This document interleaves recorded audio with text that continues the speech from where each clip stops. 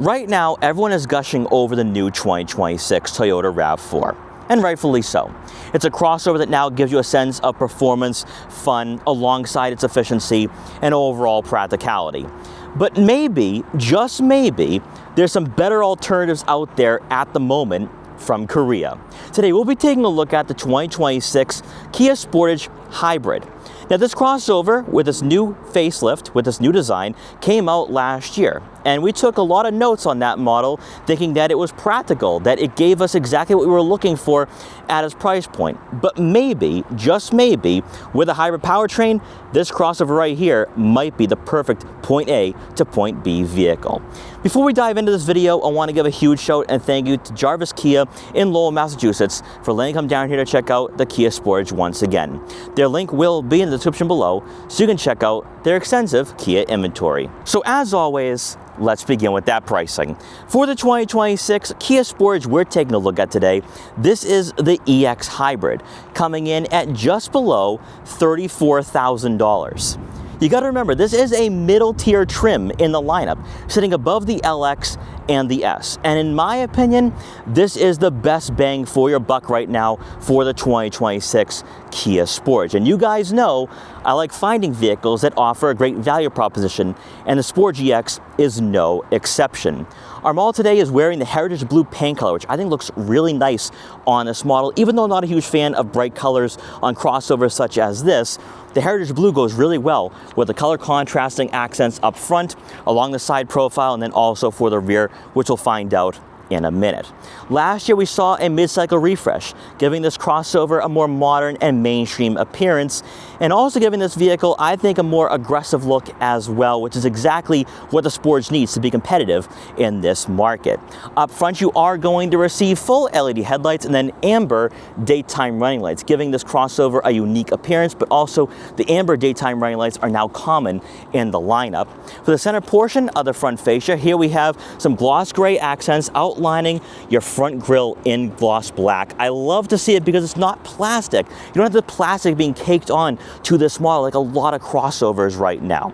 For the lower portion of the rear bumper, here we have some more color contrasting accents, and then sadly this plastic strip. On brighter colors it really shows. I wish Kia would just get rid of that. I have no idea why that has been added for this generation. It just doesn't make a lot of sense to me. Then as we make our way over to the side profile with the EX, we are going to receive 18-inch alloy wheels, which I know some people might not like. They would prefer 17s, which they could just go with some lower trims in the lineup.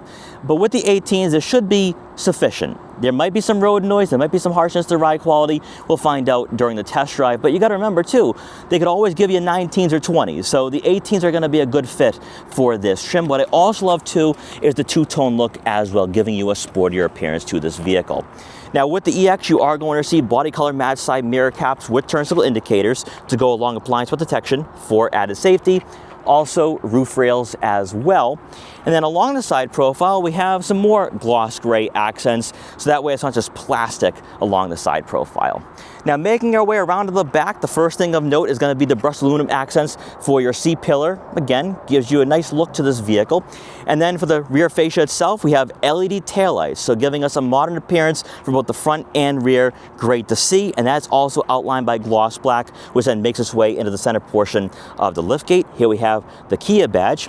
And then for the lower portion of the rear bumper, once again we have some symmetry to the overall look of this crossover. There is a visible exhaust outlet, but one thing I gotta say, Kia's gotta get rid of this. They have to get rid of that. There's no point in having this on this vehicle. It's the one aspect that, in my opinion, ruins the overall appearance, and Kia loves using their plastic cladding for the rear bumper. So hopefully in a future model year, they get rid of that, give us a bit more paint.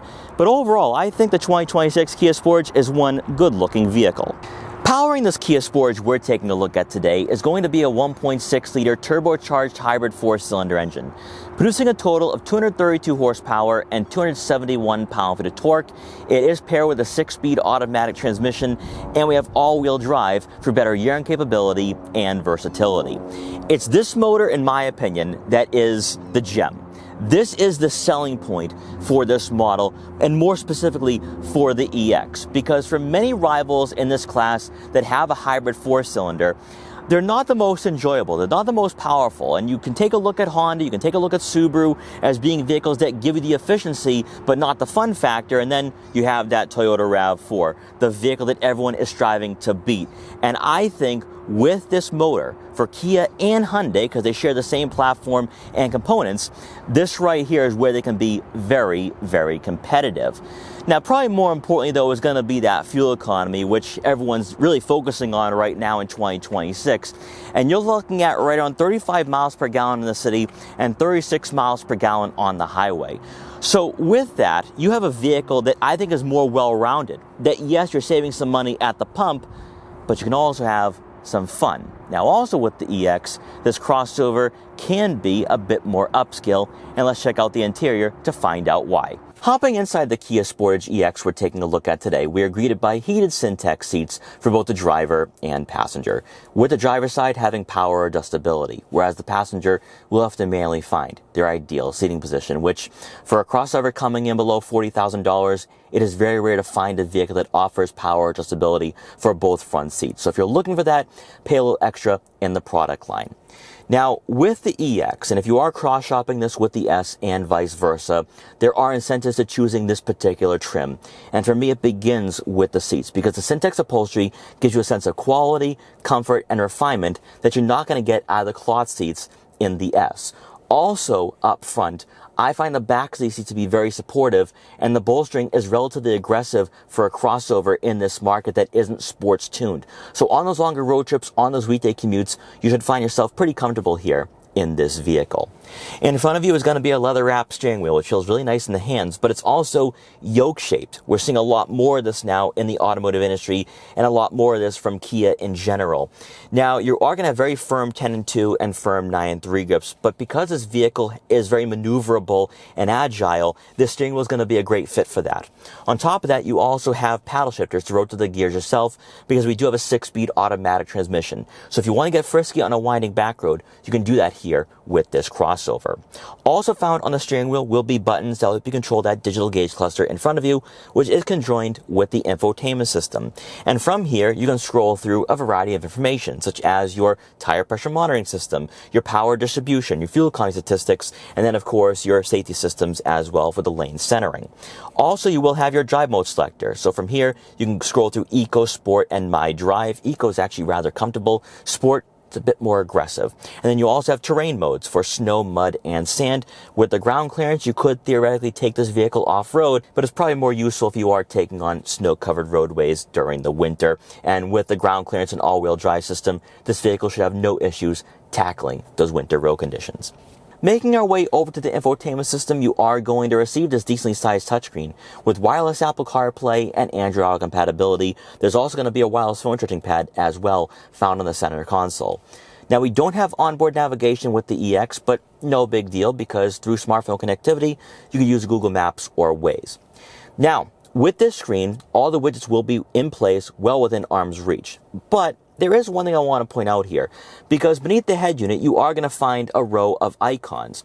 And when you press down on the arrow icon, here you have quick access icons for this infotainment system for home, map, search, seek and track, media, and setup, and then your dials function as the volume and tuning. Great to see. I like having that intuitive aspect to this crossover. But with these widgets, though, you have hybrid, phone projection, valet mode, vehicle diagnostics, setup. It is all right here.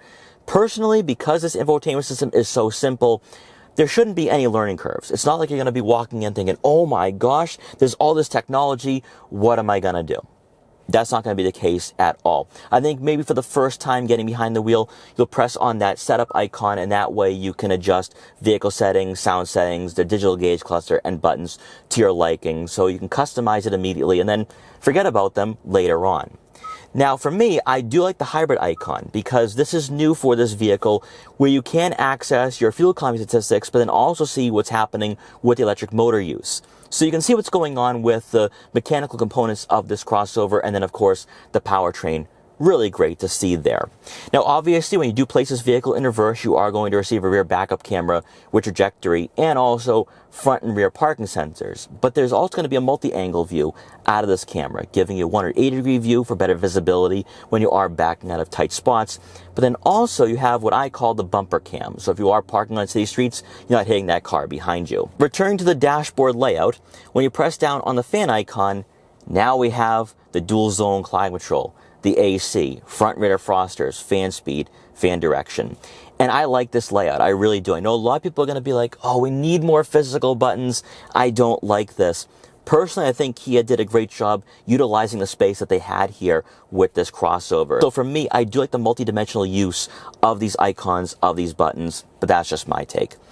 Beneath that, you are going to find two USB-C inputs and that wireless phone charging pad. Then for the center console itself, a little different compared to the Hyundai Tucson. And this right here is where I see the lack of attention to detail compared to Hyundai, where Hyundai's just a bit more luxurious in this market. But you are going to have your push button start, obviously, the buttons for your 3-level heated seats, then your gear selector, which not traditional at all, it's just a dial. Then you're going to have more buttons for your hill descent control, your auto vehicle hold, your camera systems, and then of course your parking assist features, 2 cup holders, and more storage for, say, a wallet or other smaller tech gadgets. Then for the center storage compartment, enough room for those smaller items, so a lot of practicality up front, a 12-volt outlet. And then to round out the front seating area, above, we do not have a power moonroof, but it is available for the EX, which in my mind makes the EX a great all-arounder in this market and also for a vehicle in this lineup. I think the EX is the go-to when it comes to the features that are available for this vehicle. Now, for passengers in the second row, this, in my opinion, begins the ascension for the Kia Sportage in this class, where it is a formidable foe and could give the Toyota RAV4 and Honda CR-V a run for their money. Even though I do think the powertrain alone does that, the interior space is a huge plus because you're looking at right on 41 inches of legroom that will only be beaten by the Honda CR-V. So this is on par with the Toyota RAV4, the Volkswagen Tiguan, Hyundai Tucson, and then it's everyone else beneath that. So if you need a vehicle that is going to be family friendly, the Kia Sportage is going to be on that list. And at around 41 inches of legroom, you can easily have tall passengers sit back here very comfortably. And it gets even better because these seats do recline by about 10 to 15 degrees, which is very aggressive in this market. So no one's hitting their head on the headliner here. Also, because of the amount of legroom and the width of this crossover, you can easily fit a third person in the center. So this truly is a 5-passenger vehicle overall. And then you throw in the Syntec seats. The EX is just becoming, I think, a great choice here. Then also back here, you will find 2 center-mounted air vents to go along with a USB-C outlet on the backs of these seats. So if you are using your smartphones, laptops, or tablets, you can charge them up. And then to round out the second row seating area, you are going to receive a center armrest with 2 cup holders. Then returning to the rear fascia to take a look at the cargo area. If the interior space wasn't enough to sell you on this model, maybe the cargo space is. Now with the EX, here you're going to receive a power liftgate, so you're not going to find that on the S. And inside, behind the second row seats, you're looking at right on 40 cubic feet of room. At 40 cubic feet, that would fall right in line with the Toyota RAV4, that's right in line with the Honda CR-V, obviously the Hyundai Tucson, but then again, just like with the interior space, everyone else is beneath that. So if you need a vehicle that's going to be very flexible and also practical, this is going to be that choice. This is going to be a great option for you because now you have enough room for 8, 9, 10 bags of luggage. And on top of that, you have a crossover that's actually efficient. So we're checking off a lot of boxes here in terms of the intangibles. Also, on both sides of the rear cargo area will be some cubbies for some smaller items, maybe a couple water bottles, car detail equipment, or maybe even a first aid kit. Also found on both sides are going to be latches that will conveniently lower the second row seats. And when they're lowered, you're looking at right on 75 cubic feet of room, falling right in line with many crossovers in this market. So as we're finding out so far, it has the tech, it has the interior space, it has the practicality, it has the efficiency, but what about that performance? As much as I liked the Kia Sportage last year for this new generation, it is the hybrid powertrain that is the game changer, the equalizer, evens the playing field in a very competitive segment for Kia, especially below $40,000, because buyers have options. They can go with the Toyota RAV4. They can go with the Honda CR-V. maybe even the Subaru Forester Hybrid. But with Kia, and also Hyundai, because they share platforms and powertrains, this 1.6-liter turbocharged 4-cylinder engine, in my mind, is arguably the best in this market, simply because, for one, you get the performance, right? But you also get a 6-speed automatic transmission. And for many hybrids in this class, you get eCVTs. And for Subaru, that CVT is garbage for the hybrid. Then the Honda CR-V, maybe not the most agile or quick. And then Toyota really is your main competitor. But it's very difficult to find one right now where Toyota is unable to fulfill orders. If you're someone who's looking for a crossover that checks off all the boxes, you don't want to break the bank, you don't want to spend over $40,000, it's the EX trim where I think everything comes together almost perfectly, almost seamlessly, right? Because you have the cargo space, you have the interior space, you have a good amount of technology here. Yes, for our model, we are missing the power moonroof, but that is available for the EX. And all right, maybe you're spending an extra $1,500, but still, at the end of the day, walking out of the dealership, you're paying maybe $37,500. And for $37,500, you have a crossover that is comfortable, that is quiet, that is fuel efficient, and also gives you the performance that you desire here out of a crossover with an electrified powertrain. Now, you only have 3 different drive modes for this crossover. It's Eco, it's Sport, and then My Mode. In Eco, you can just glide along here. You can just cruise. The interior insulation is pretty good. Yes, I do think the suspension is a bit firm. You go over the bumps and imperfections, and you definitely feel them. And then for Sport, now you get that aggressiveness out of this 1.6-liter turbo. Now you're not worrying about any issues entering highways or passing slower drivers. My only downside here to the Kia Sportage, and this is where I think you are making some concessions, is that with the Hyundai Tucson, there's a bit more attention to detail. There's a bit more of a luxury vibe that you don't have here out of the Sportage. And the price differences that come along between the Sportage and the Tucson could most certainly play a factor into what you do in this market, which brand you go with.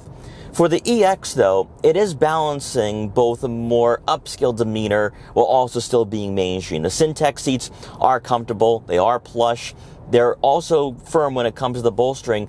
So on those longer road trips, on those longer commutes, you should find yourself rather comfortable here in this crossover. In regards to seat positioning and overall visibility out of the Kia Sportage, you do sit pretty high up in this model, giving you a nice commanding feel and presence over the roadways, so you don't really feel like you're a part of the chassis, but it gives you the visibility necessary for those safe travels. With the A-pillars, they actually are not that aggressive. I don't think you'll have any blind spots when you are approaching intersections or red lights. Taking a look at your side mirrors, they are decently sized. I can't see what's my blind spots and in the lane next to me. Then looking out back, nice clear view. On top of all of this too, the hood doesn't stick out like a sore thumb, so no issues when you're in your child's pickup and drop-off lines at the school. One of the notable attributes here out of the Kia Sportage is that this powertrain is rather docile. You barely hear the 1.6-liter turbo if you are commuting in the city or suburbs. Obviously, when you're getting on the highway or getting on throttle, you'll hear it kick in, but it's a nice, relaxing driving experience. It really, truly is. Now, obviously, much like every other crossover in this class, it's going to be the intangibles. And Kia, Hyundai, they have become very competitive in this market, providing the interior space necessary where you could say, you know what, I'm getting a better deal compared to a Toyota RAV4 or Honda CR-V. Now, since we are getting on the highway here, let's place the Sportage in sport mode and see if we can get past this truck here. Every single time I get on the highway on this on-ramp, I'm behind a slow truck or a slow driver. It just does not fail. And right there, easily able to merge onto the highway. And it's really the performance where it's the last box that needs to be checked off. Because so many hybrids right now, aside from Toyota, really aren't that enjoyable to drive. You know, you're just cruising around like, all right, when am I going to get that performance? And yes, with Honda, the hybrid powertrain is a bit better than the naturally aspirated 4-cylinder, but not by much. And then with Subaru, it's a slow driving experience, especially with the CVT, you get the droning. With the Kia Sportage, it's effortless when you're on throttle. And best of all, You don't get a rubber band effect. The 6-speed automatic is quick shifting. And then when you are on highway, when you're doing around 65, 70 miles an hour, the interior insulation is rather good. I mean, obviously you can hear the road noise, and this isn't a luxury crossover, so I would say go higher up in the trim levels.